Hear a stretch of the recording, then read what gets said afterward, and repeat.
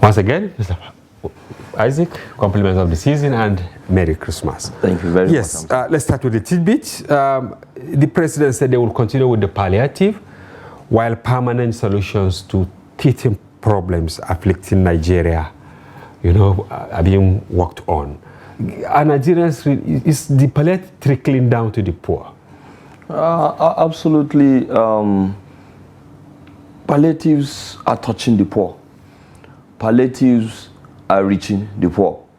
I mean, it is clear out there, you don't have the normal outcry, from the grassroots that the palliatives that are being shared have not reached the people.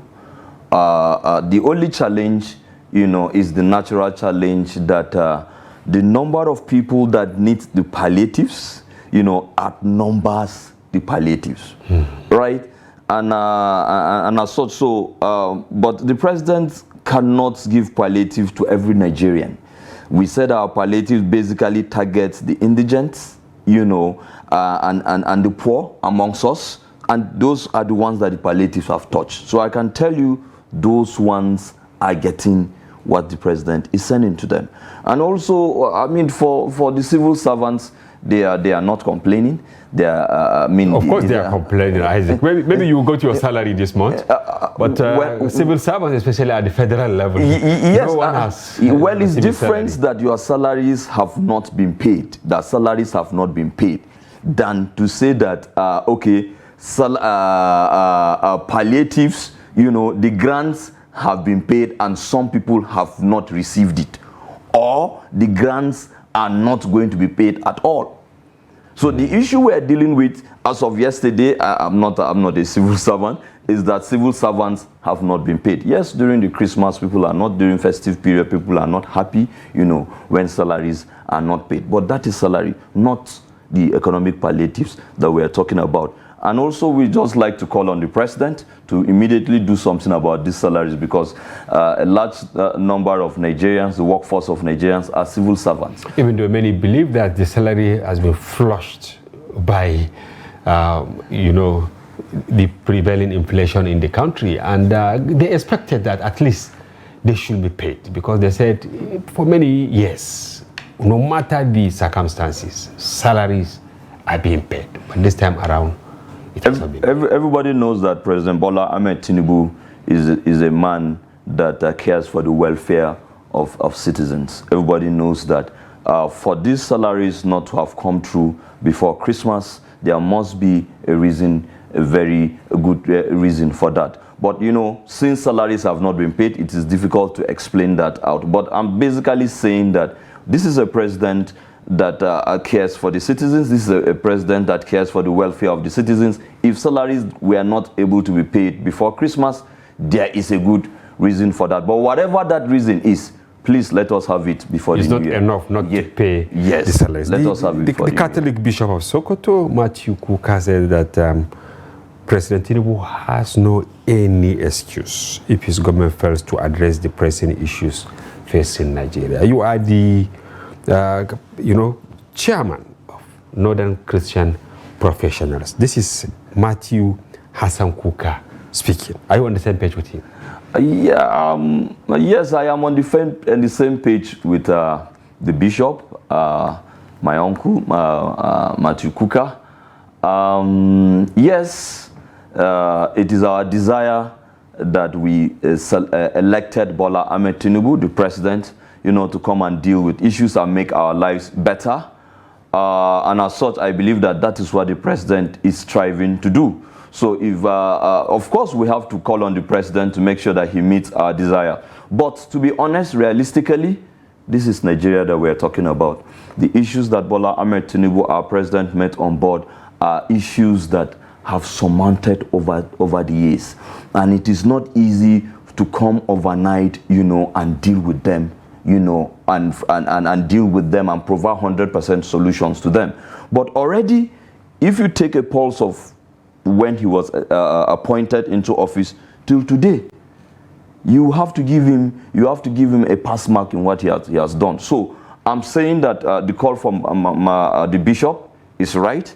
We have to expect more from our leaders, But again, let us always support our leaders and try to understand that the problem we have with Nigeria is complex, and give them more time and be more patient with them when it comes, to churning out the dividend of democracy to our people. Okay, the topic, he spoke on was time to reclaim Nigeria's greatness, which touched on unity, nation building, insecurity, politics, among others. And you can see it coincided with what we have on our screen as Christmas as a rallying point for unity and reconciliation. I want to understand what are some of the virtues of Christmas. You say, let's even start. The main key, of what we celebrate Christmas for is love. Jesus Christ is love. If you go to the Holy Book, the Bible, the most popular verse, everybody knows it. I believe you too, who went to a Christian school, we know it. John 3:16, for God so loved the world that he gave his only begotten Son to the world to come and save us. So he sent Jesus Christ because he loves the world. So Christians, we get our name for the name of our faith, from Jesus Christ, Christians. So Christianity basically is love. And the birth of Jesus Christ is what introduced this love to us. So what Christians are celebrating now is love. And love has its own children and grandchildren. Under love, you have kindness, you have compassion, you have nationalism, you have patriotism, you have sacrifice. Quite a lot there. Yes. So when we are celebrating Christmas now, and let's even make it more, just simplify it. Christians at this moment now should share love. Share love amongst themselves and to every Nigerian around them.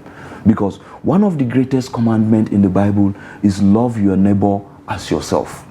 Right? So Christians should be able, in this moment that we are celebrating, Christians would be showing love. Not just to themselves, but to their neighbors. Hamza, this thing, when we're growing up, you prepare food in your house during Christmas and share it to your neighbors, whether they are Christians, whether they are Muslims. Share that to them. That is an extension of love. But it's like all that is missing now. Honestly, because when you go to Kuchugoro in Abuja, or you go to Yanya, yes, or you go to Suleja, yes, it's really appalling how people.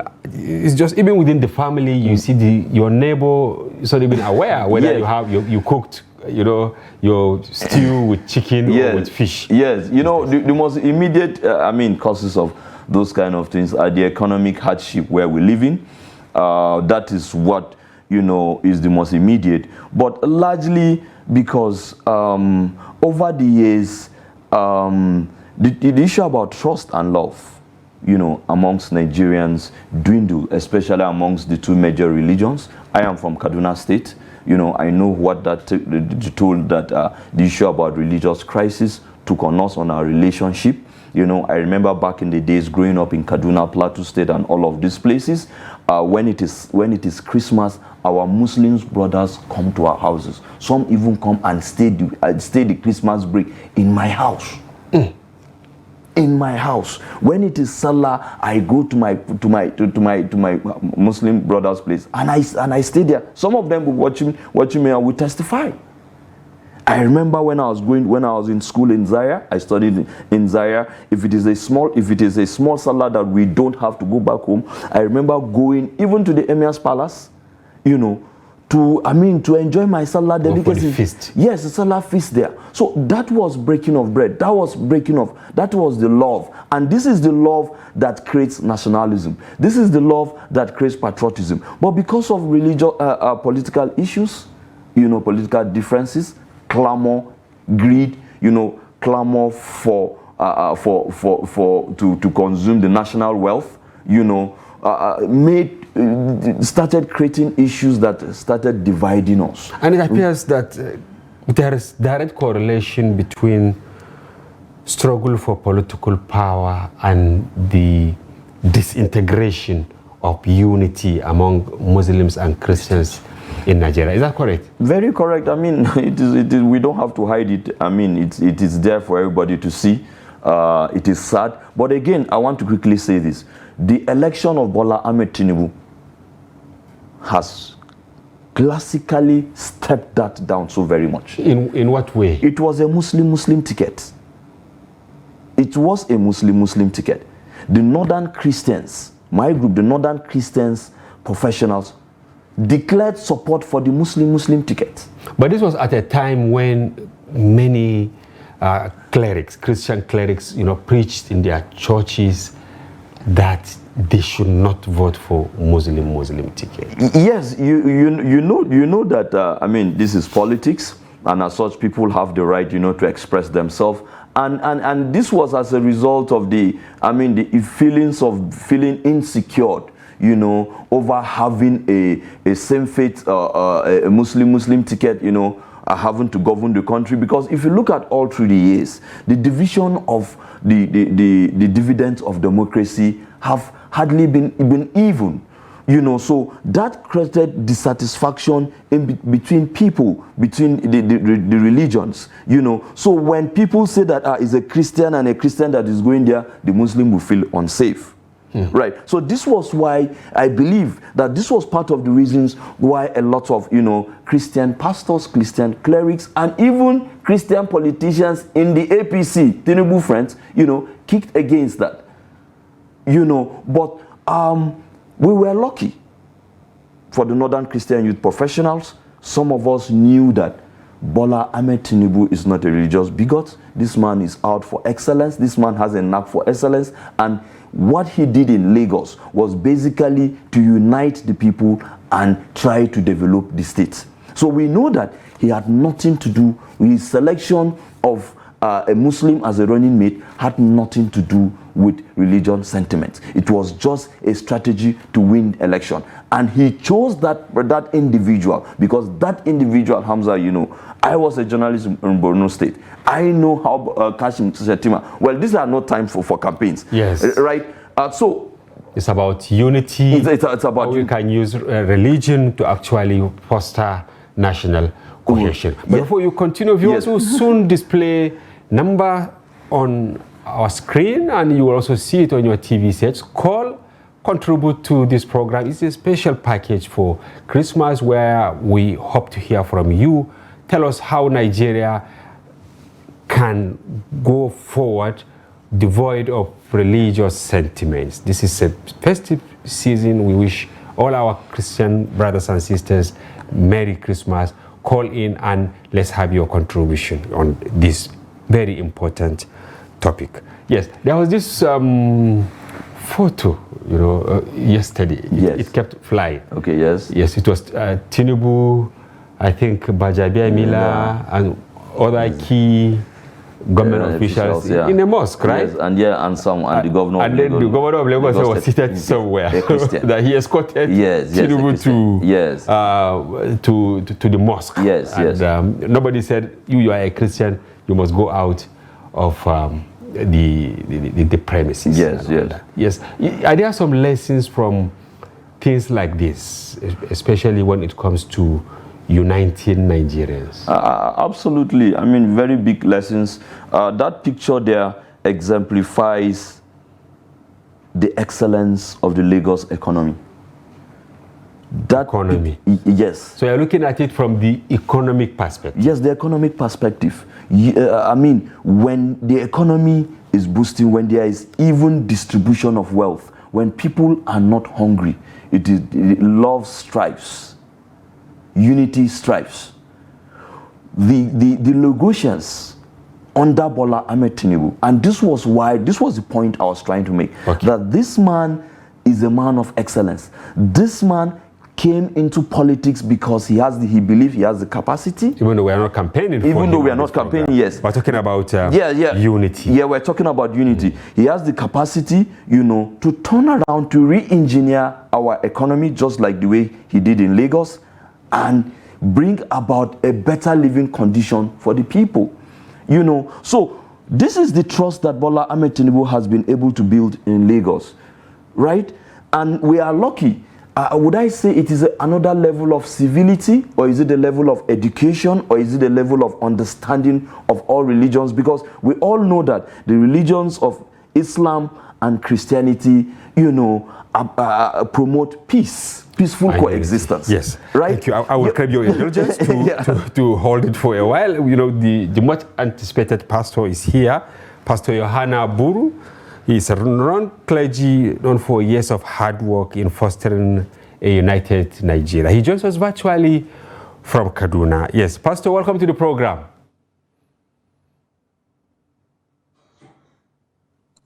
Yes, hello, Pastor, welcome to the program.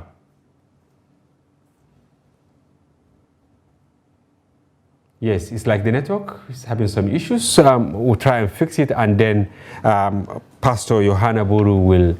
Okay, he's back. Hello, Pastor. Welcome. Thank you very much, Shefiu. Yes, welcome to the program. This is Hamza Idris, Pastor. Oh, sorry. Hamza, how are you? I'm fine. Compliments of the season. Same to you, sir. We're happy you join us. I have in the studio here Isaac Abrak. He's actually the chairman of Northern Christian Professionals. Before you join, I was asking him what are the virtues of Christmas, and how can this moment be used to foster unity between Muslims and Christians and even other religious followers in Nigeria? I want to thank you for the privilege, sir. You are welcome. And I want to thank, I'm familiar with Isaac Abrak. Oh, good. Good evening, sir. The virtue of Christmas, yeah, I know him very well. He's a wonderful gentleman. Good. Thank you, And sir. I want to tell you the virtues of Christmas, which will help in fostering unity in Nigeria, is so numerous. And not only numerous, but we can only say what we can say and leave the other one to God. But one of the virtues of Christmas is the name given to Jesus Christ as the Prince of Peace. Being him Prince of Peace, he brought peace to the world. By coming into the world as a Prince of Peace, then the world have hope. Hallelujah. That there will be peace, there will be unity, there will be mutual understanding. Besides, the coming of Jesus Christ was made more clearer in John chapter 3, verse 15, where he said, for God so loved the world, that he gave his one and only begotten Son, that whosoever believes in him will not perish but have everlasting life. One, salvation, not only issue of salvation, but issue of God's love towards humanity and the mercy of God to be shown to humanity. So, in a nutshell, sir, yes, the virtue of Christmas is to bring peace, salvation to humanity, and above all, oh no.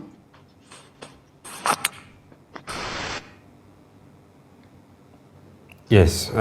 Okay, it's like we lost a pastor, and I'm sure the people in the control room, they'll try and link us up with him. You had him. Those years, they are no longer here again. When you see, especially in Kaduna, Muslim leaders visiting Christians in their houses, meeting in churches, and you know, they exchange, you know, the meeting points between, you know, Muslims and Christians, because, you know, all in an effort to foster togetherness. Yes. How can that be restored? Absolutely. It's. I mean, first of all, since we're in the season of Christmas, Christians use this season, you know, to show love, to show forgiveness, to show peace, and also to pray for the country. Politicians must carry out their jobs without the sentiments of trying to divide people across religious lines. Okay. Bola Ahmed Tinubu, I saw him in a mosque recently, 2 days ago on Friday. in Lagos, and he assured all faiths that he's going to rule without sentiment. And if you have seen the appointments of this regime, if you see the appointments of Bola Ahmed Tinubu, it has clearly shown to you that it is balanced. Most of the Christians, and especially in northern Nigeria, felt like were feeling insecure because they felt that a Muslim ticket was not going to carry them along, right? But look at the appointments.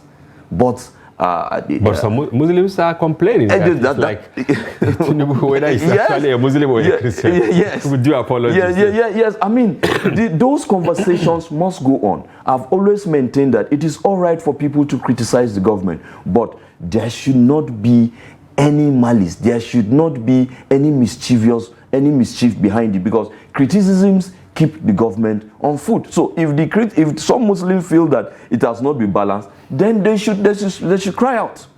But they should make sure that what they are crying out for is the right thing. They are doing it without any malice. But and no matter what the president does, you cannot balance, you cannot satisfy all Nigerians. You cannot satisfy at the level of equilibrium, that everybody will be happy. You must have one party or the other that will be saying. But what we are talking about, fair distribution of appointments in this government, have been even, Hamza. Thank you. Anyway, we have Pastor Yohana Buru back on the program. Welcome back, Pastor. Yes. Maybe I should just ask you the next question. Thank you for the fear that was entertained ahead of the 2023 elections. This was between January, since last year, when Tinubu emerged as candidate, he picked Kashmir Shettima as his running mate, as if that will be the end of Nigeria. Can we say that selection of political leaders has started changing for the better, where the issue of whether having Muslim ticket is the ultimate, or is good, or is bad? I will say yes, and at the same time say no. Okay. My yes is that God can use anybody. And if God can use anybody, so we don't have problem with that. 2, my no is this. Justice should be called justice, and justice should be administered properly. I expected that the way the former regime left, that's of General Muhammad Buhari, should be the same thing with this one, whereby they pick another Christian to go along with. But God will supersede any other thing. But at least we should do what is right. We should do what is just, so that we'll carry people along. Yeah, there were so many complaints, there were so many fears, thinking that when Muslim ticket will be there, it will not favor Christians.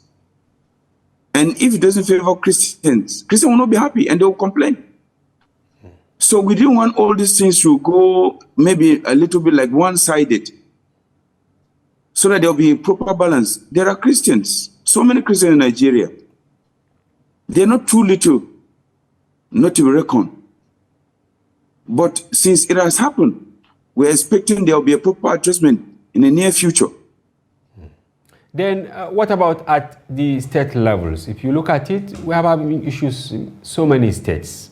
Muslim Christians are sharply divided for some obvious reasons. And already we have leaders. They will be there, for the next 4 years or 3.5 years. What do you think the leaders must do to unite Muslims and Christians? Yeah, that's a very good one. But I want to tell you, let me use Kaduna State as an example. This is my state. I have no other state than Kaduna State. And we saw what happened. And we have our understanding of things from different perspectives. But I think from the state level, the governors should do what is needful. They should do what is right. They should appropriate justice. They should appropriate justice to all. And at least they should do some balances. There are so many divides. Like in Kaduna State, there are so many divides because of crisis, conflict, or maybe political, religious, or ethnic conflict. People are living, you see, the other end only Muslim, the other end only Christians. Then, what all the life we lived before? Interrelating, living together, living on the basis of trust, love for one another, seeing ourselves as our brothers' keepers, good neighbors, sharing everything in common. But the government from the state level are not really doing anything. The little they are doing is too little to be reckoned. And there are many people that are supposed to be there. They should listen to religious leaders that are God-fearing, who are trying to unite people. They should listen to traditional title holders or leaders to also contribute their quota. But it's like, it's a ring-around within the political reign, whereby they don't really profile good solution to what is baffling people in society and this kind of divide. All right, thank you, Pastor. Back to you, Isaac. Today, the Chief of Defense Staff, General Christopher Musa, he called on Nigerians to take ownership of security challenges in the country. He said the current challenges are not solely the challenges of the armed forces and other security agencies. I heard you talking about politicians being fair. Pastor Omar also said politicians, we are just taking the challenge to the doorstep of politicians. But the Army General is taking the challenge to the doorstep of Nigerians. Is this a clarion call? Do you see it as a clarion call? And do you think Nigerians will accept this clarion call from the CDS? Yes, I mean, it is a valid call because the security of any society, is a responsibility of everyone. So the issue about whether Nigerians should accept it or not, if you don't accept it, it is at your detriment. When they say everybody should accept it, it means everybody should be vigilant. Everybody should be able to report, issues. When you sense something that is going on in your communities and you think that it is not comfortable, you think that it's not secured, report it. Everybody should conduct himself, by the law. All right. It's like we have a caller from somewhere. Who is on the line? Welcome to the program. Good evening. Yes, good evening. Please, can you reduce the volume of your TV set? Okay, can you reduce the volume of your TV set so that we can hear you? Yeah, I say you're speaking to Shamaki from Saudi. Oh, Shamaki. A regular caller. Shamaki is actually our regular caller. Okay. Yeah, on Fridays he calls. Oh, great. But today is a special day and we still have him. The Monday being Christmas Day. Okay, welcome to the program. Let's have your goodwill on this special occasion. Yeah, thank you very much. You see, we must go back to 1960 era. The blessed people of Tefa Balewa, Sadana, Akintola, and the rest. These are the people that came with the government without any difference. We were shown the issue of religious sentiments in this Nigeria. In our family, I'm a Muslim. I have my brothers that are Christians. But the problem is that when election time comes, we begin to bring religion into so that we can divide the attention of people. Case study, in the state, the governor is Muslim, the deputy governor is a Christian. If you go back to Benue State, the governor is a Christian, the deputy governor is a Christian. Look at Kaduna State. So we must drop this aside. If we want Nigeria to move forward, we must put religious thing aside. For instance, if you can deny your brother because of politics, definitely you can deny your biological brother is being in a Christian or in a Muslim. So we will take away from all these things. This is my solution. Thank you very much. Thank you very much, Shamaki. Maybe we should take Pastor to comment on this. Absolutely. Yes, Pastor, if you are still with us, you have heard what Shamaki said. That we should revisit what happened during Sardauna of Sokoto. And when he mentioned Sardauna, Sunday Awoni came to my mind, who was actually one of the secretaries under Sardauna. And Sunday Awoni, a Christian for that matter. So is there anything politicians of nowadays will learn from the politicians of the First Republic in uniting the country? In fact, they should almost learn they should learn almost everything from the First Republic. Everything. When you mention almost everything, because they were pace setters. They are pioneers of real politics without sentiment. Not only Sunday Adeyemi. What about Governor Awon of Kogoro? He was a tight friend, a close friend to Sardauna, a Christian from Southern Kaduna. What about Michael Buba from Plateau? A Christian. And we can keep on mentioning a lot of people to that extent. But unfortunately today, sir, we are people that meet with different people, going to places that you don't even expect we will go there. We listen to people, and we know how people are complaining. In fact, our politician has turned to a different kind of a thing, that they are too sentimental. They have a lot of affiliation. They have these isms has gotten so much in their head that they don't see justice as anything important again. So they should learn from Sardauna, who being a Muslim, a typical Hausa Fulani man, but he never allowed sentiment to hold him back. He made everything all inclusive. He brought people together and unite them together. So our modern politicians should learn from them, and they should go back to the status quo. Thank you very much. Yes, thank you very much, Pastor. And the criteria is the let there be justice. Let there be justice. Yes, we have another caller from Bauchi in the person of Kashim Lawan. Kashim, welcome to the program. Thank you very much, Mala Hamza. Good evening. Good evening. Yes, let's have your take on this auspicious occasion of Christmas. Yes, you started the conversation concerning which awards and salaries. And honestly, I think only the month of September was paid. October has not been paid. November has not been paid. And here we are in December. And if you're talking about unity, you're talking about sacrifice. And I believe an average Nigeria has been sacrificing for the past 10 years now. And during Buhari's regime, we were told that, it's getting tough, but it's going to be better along the line. And unfortunately, up to the end of the tenure, we can't see nothing has been achieved.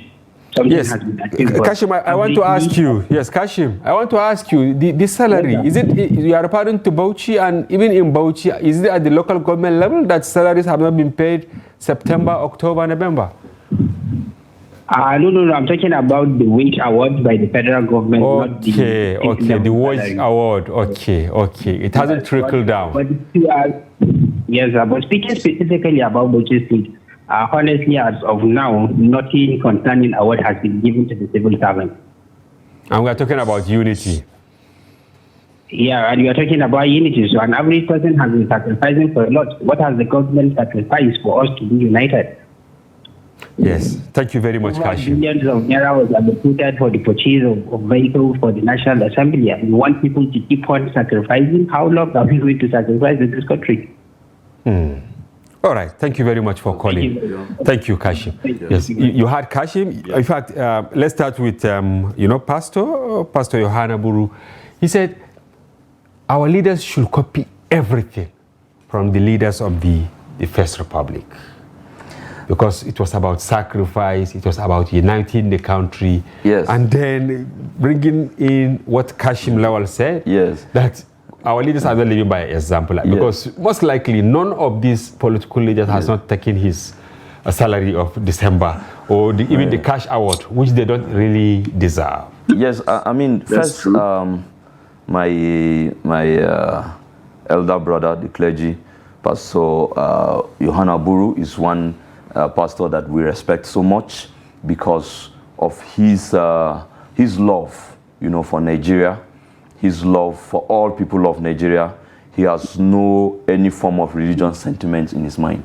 I have always, even though a Christian, I have always advocated that these are the people, these are the kind of clergy people that should be given the space to speak in Nigeria. What I'd like to add to what he said is that the political dynamics, of 1960, of the 60s, I believe are a little bit different, from what we have today. So as such, we cannot copy hook, line, and sinker, what was... But when you talk about honesty, I don't want to quote you. No, when you talk about honesty, the honesty of the prophets, we are still, you people, the clergy, keep preaching that we should emulate the prophets. Yeah, but when it comes to politics, we are talking about political realities now, right? The political realities of the 1960, right, is not the political realities of today. Okay, that's the point I want to make. They cannot copy, hook, line, and sinkers, what the political dynamics of how the politicians played it then today. I think Pastor was talking about the virtues, the sincerity. But let's get our next caller, JJ Akuka from Sabon Tasha in Kaduna. Welcome to the program and compliments of the season, JJ Akuka. Okay, good evening, presenter. Thank you very much. I'm joined by Pastor Yohana Buru, also from Kaduna, and Isaac Abrak, the chairman of Northern Christian Professionals, in the studio here. Yes. Okay. Go ahead. Okay, just as earlier said, my name is Jakoka. Yes. My contribution is this. On the issue of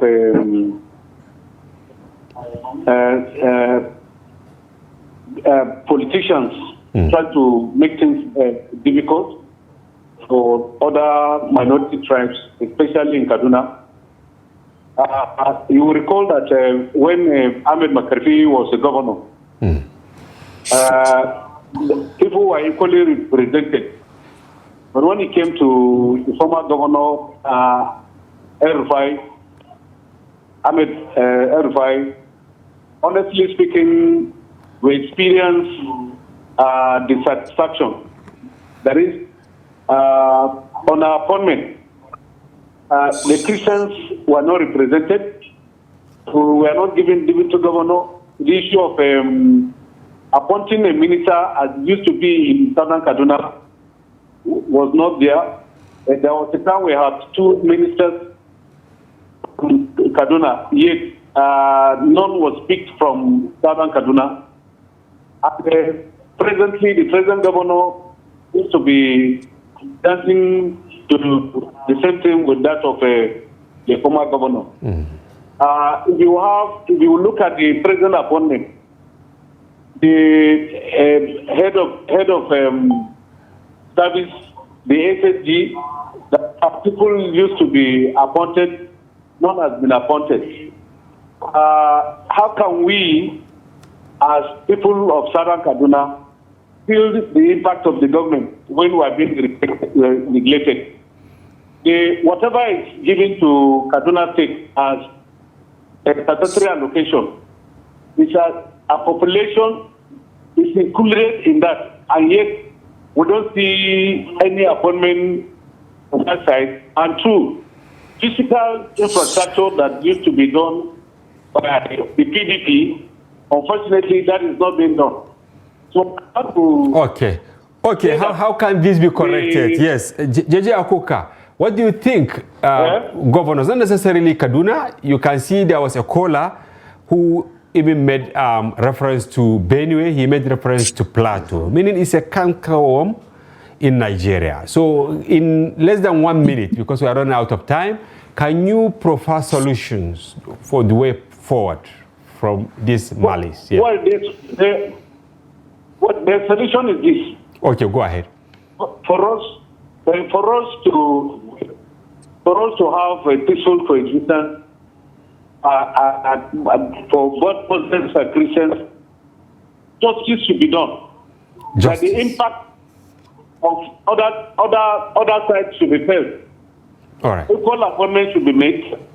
Even if you don't have vote there, once you are elected as the governor, once you are elected as the president, to become the father of all, there should be no segregation simply because you didn't get a vote there. In US, it's not done that way. Once you are voted, you are not for a particular. Once you have got into power, you now belong to everybody. Everybody is yours, and you are the father for all. Absolutely. All right. Therefore, any elected official to feel that all Thank you. belongs to him. Thank you very much. Okay. Thank you very much, JJ Okuka for your informed perspective. Yes, let me quickly hear from Pastor. Many Nigerians believe that, blood has been spilled in Nigeria in the past couple of years, and 2023 worst. I mean, if you look at in one fell swoop how people are being killed mercilessly, what do you think leaders must do to value life? There are so many things that they will do, but there's a key word, sir. Okay. And that key word is justice. Just Equity. the way J.J. Kuka said, okay. If our leaders will be God-fearing, there will be justice. If our leaders will love Nigerian and Nigeria itself, there will be justice and equity. All this issue of insecurity, splitting of blood, or whatsoever problem in economical or political, social, environmental, mention as many as you could. We'll still go back to the drawing board. That justice, if it is given, you will not find armed bandits today, kidnappers today, terrorists today, whether it's ISOP or Boko Haram or any other thing. So justice is the bedrock of everything that will change Nigeria. All right, Pastor Yohana Buru, we want to thank you very much for coming to the program via Zoom, and we appreciate your informed perspective. We want to wish you a Merry Christmas and a prosperous New Year ahead. Thank you, Pastor. Yes. Yes. Yes, Isaac. In Plateau, since last night, blood is being shared. Very sad. Where is the problem? How can this be resolved? I mean, the problem... And I'm asking this question in relation to the one I asked you earlier, what the Chief of Defense Staff said, that honestly, Nigerians must... Yeah, yes, Nigerians must accept to play their own roles as citizens, in terms of security, But honestly, I must say today that it's sad. It is sad because Bariki Ladi, the issue about Plateau State, Bariki Ladi is a flashpoint. Bariki Ladi is a place that we know that ever and over time there have been such attacks. And we know as professionals, as a journalist, a hostile environment journalist, back then when I was active on the field working for Thomson Reuters, we used to be able to broadcast that at most holidays like Christmas, we can suggest, we can think. Christmas, Salah, Maulud.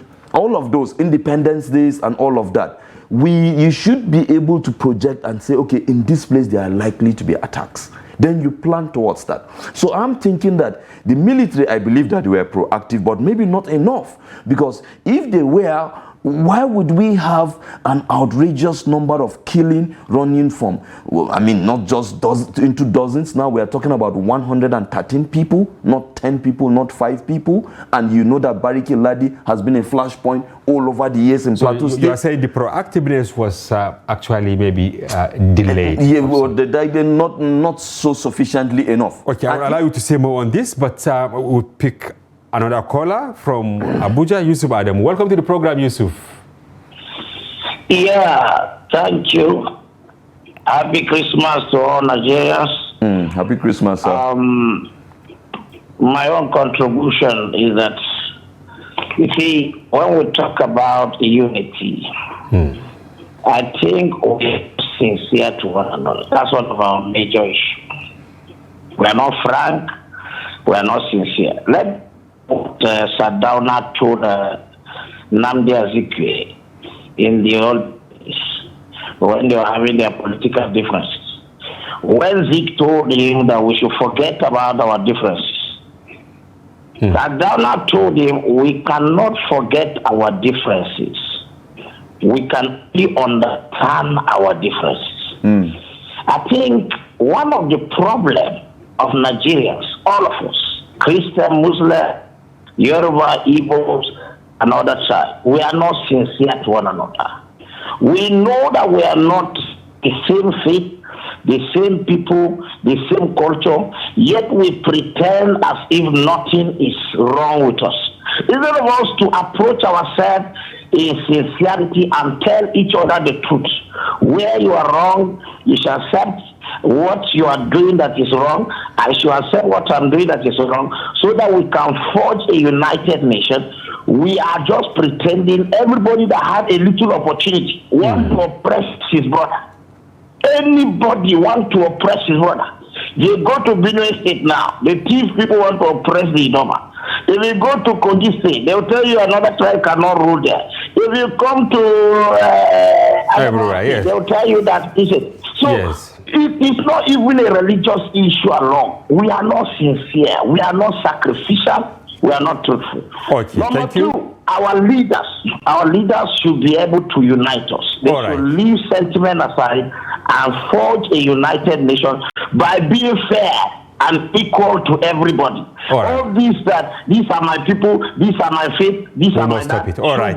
Thank you. Among leaders and let them unite people. Thank you very much, Yusuf. Yes. Finally, let me have your take. How can we secure Nigeria? Honestly, to secure Nigeria, let me just speak specifically in terms of the issues about the attacks, the banditry and terrorism. Most of these people, I want to say again, most of these people carrying out these attacks have hijacked our forest, Hamza. The president promised that he was going to rehabilitate the forest guards.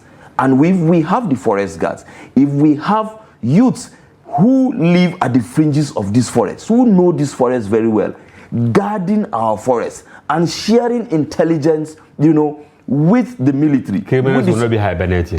Criminals cannot hijack. You mentioned a certain number at one of our forum. 185,000 youths can be employed. Why? How do you arrive at that number? 5,000 from each state, including the FCT. And we took this measurement. We took this measurement from Borno State that recruited 20,000 civilian JTF that helped chase away, Boko Haram insurgents out of the city.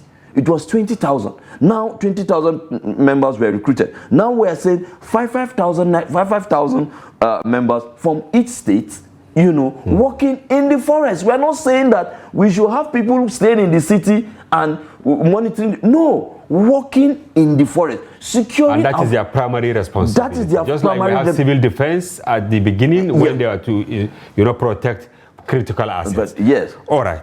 So, one word for the president. The President Bola Ahmed Tinubu, please keep your campaign, fulfill your campaign promises, rehabilitate the forest guard and get them working. It is going to help our military. And the governors? Yes, the governors have a role to play. Definitely, governors must. They should also key into that project. Yes, they should also key into it. Thank you very much, Isaac Abrak, Chairman, Northern Christian Youth Professionals and Hostile Environment Journalist, for coming to the program and for your informed perspective. Happy Christmas once again. Thank you, Hamza, for having me. And the viewers, that's a wrap on today's package. We sincerely hope you found the conversation engaging and informative. And be sure to join Daily Politics Live, airing every weekday, and our special package on Friday, during which we open our telephone line for you to comment on national issues. So thank you for joining. Merry Christmas, and we wish you happy anniversary. Bye-bye for now. I'm Hamza Idris.